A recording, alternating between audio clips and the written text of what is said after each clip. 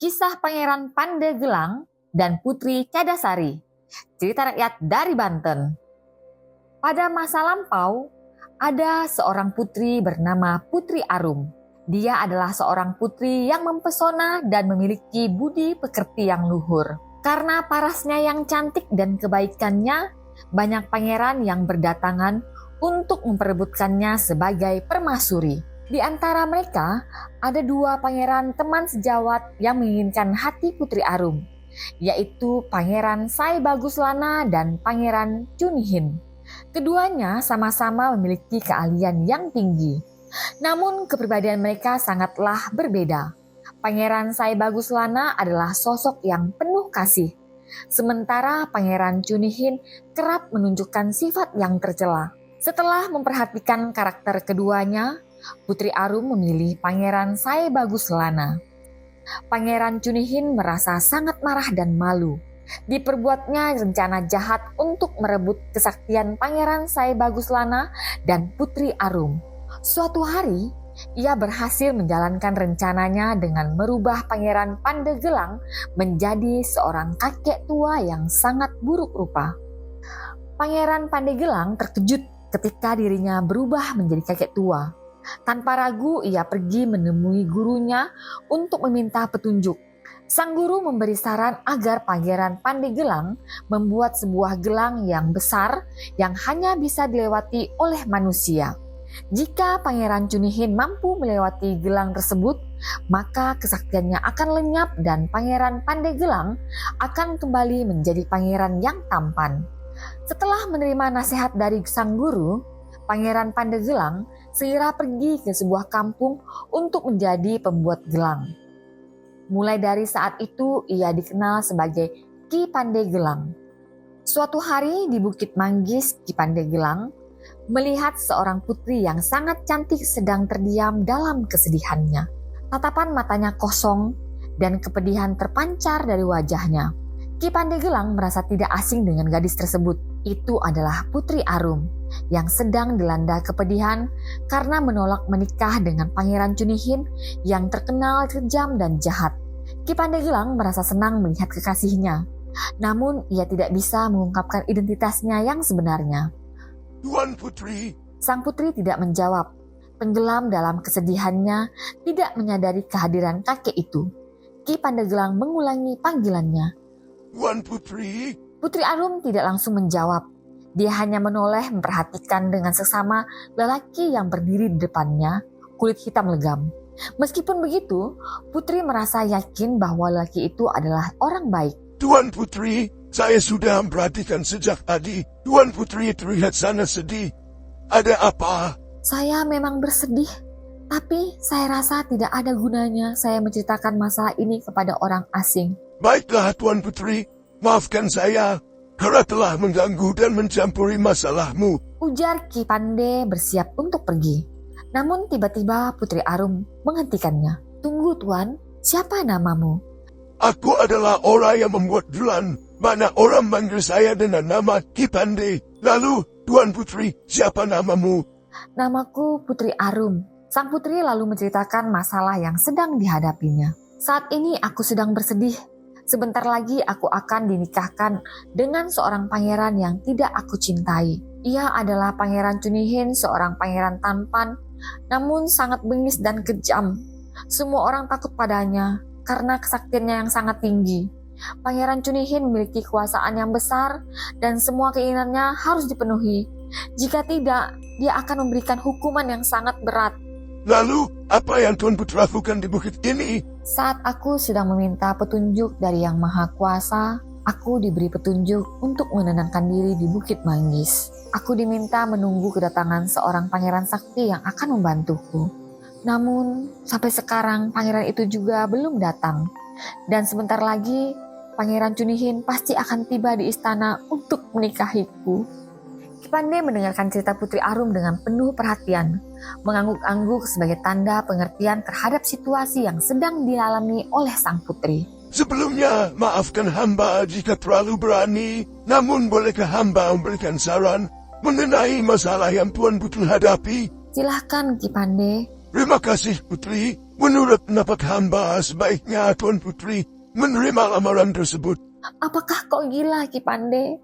Aku harus menerima lamaran dari Pangeran Cunihin, lelaki yang sangat aku benci. Tidak, Ki Pande. Aku tidak mau dipersunting olehnya. Aku tidak mau menjadi seorang istri pangeran yang jahat. Ki Pande terkejut melihat kekasihnya marah. Tetapi dia tetap berusaha tetap tenang. Tenanglah Putri, saran saya adalah menerima lamaran tersebut. Namun dengan memberikan sebuah persyaratan. Persyaratan tersebut adalah bahwa Pangeran Cunihin harus mengubangi batu keramat sehingga dapat dilewati oleh manusia. Katakan kepadanya bahwa batu keramat itu akan digunakan untuk bulan madu kalian. Batu tersebut harus selesai dilubangi dalam waktu 3 hari dan diletakkan di pesisir pantai. Tapi, bukankah syarat itu sangat mudah jika dilakukan oleh Pangeran Cunihin? Ya, memang mudah dilakukan oleh kebanyakan orang.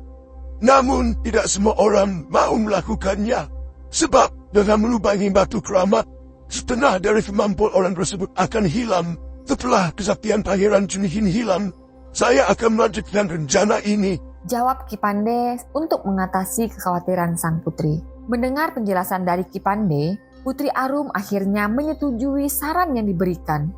Ki Pande kemudian mengajak Putri Arum ke tempat tinggalnya, yang sangat jauh dari Bukit Manggis. Perjalanan memakan waktu yang cukup lama dan Putri Arum yang tidak terbiasa berjalan jauh tampak sangat kelelahan.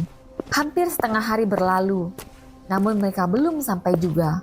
Akhirnya, tepat ketika tiba di desa tempat tinggal Ki Pande, Putri Arum jatuh pingsan di atas sebuah batu cadas. Para penduduk dengan sigap membantu Ki Pande menolong Putri Arum. Ki Pande membawa Putri Arum ke rumah salah seorang penduduk dan dengan penuh kasih sayang ia merawat sang putri. Salah seorang sesepuh kampung memberitahu bahwa Putri Arum bisa segera pulih jika minum air dari sumber mata air yang memancar melalui batu cadas. Beberapa penduduk segera bergerak mencari sumber air tersebut. Dan tak lama kemudian, keajaiban pun terjadi. Setelah Putri Arum meminum air yang berasal dari batu cadas, ia langsung sadar kembali.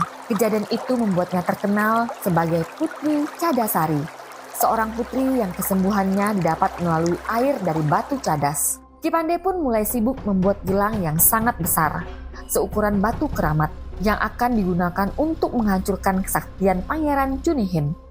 Jika Pangeran Cunihin berhasil melewatinya, maka kesaktiannya akan segera hilang. Namun karena kesaktian Pangeran Cunihin, ia dapat mengetahui bahwa Putri Arum berada di rumah Ki Pande. Tanpa ragu, Pangeran Cunihin segera menuju rumah Ki Pande dengan maksud menjadikan Putri Arum sebagai istrinya. Akhirnya, saat yang ditunggu-tunggu pun tiba. Putri Cadasari atau Putri Arum mengajukan persyaratan kepada Pangeran Cunihin. Dengan kesombongannya, pangeran tersebut menyanggupi persyaratan tersebut. Dengan kekuatan yang luar biasa, belum genap 3 hari, Pangeran Cunihin berhasil menyelesaikan pembuatan batu keramat tersebut. Putri Cadasari mulai merasa gelisah, melihat betapa mudahnya Pangeran Cunihin menyelesaikan tugas tersebut.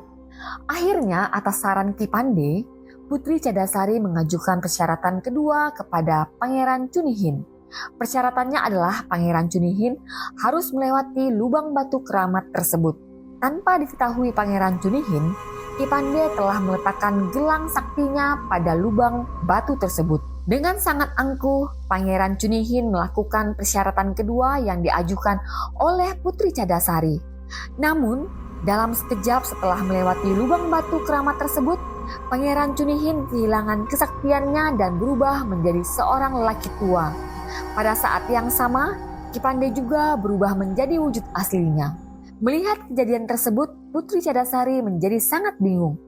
Akhirnya Ki Pande menjelaskan tentang kejahatan Pangeran Cunihin dan bagaimana ia berubah menjadi lelaki tua yang berkulit legam. Putri Cadasari merasa sangat bersyukur karena telah diselamatkan dari Pangeran Cunihin oleh Ki Pande. Akhirnya dalam rasa syukur dan kebahagiaan, Putri Cadasari dan Ki Pande memutuskan untuk menikah. Mereka hidup bahagia bersama, menjalani kehidupan yang penuh cinta dan keberkahan. Tempat di mana Pangeran Cunihin menemukan batu keramat tersebut dikenal sebagai Kampung Keramat Watu dan batu besar berlubang di pesisir pantai kini dikenal dengan nama Karangbolong. Sementara itu, tempat di mana sang putri melakukan wangsit di Bukit Manggis kini dikenal sebagai Kampung Pasir Manggu. Dan tempat di mana putri disembuhkan dari sakitnya sekarang bernama Cadasari yang terletak di daerah Pandeglang, tempat di mana Pangeran Pandegelang membuat gelang sakti.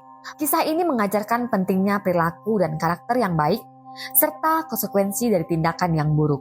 Hal ini mendorong kita untuk selalu memilih jalur kebaikan dan memperlakukan orang lain dengan baik, karena hal itu akan membawa keberkahan dan kebahagiaan dalam hidup kita.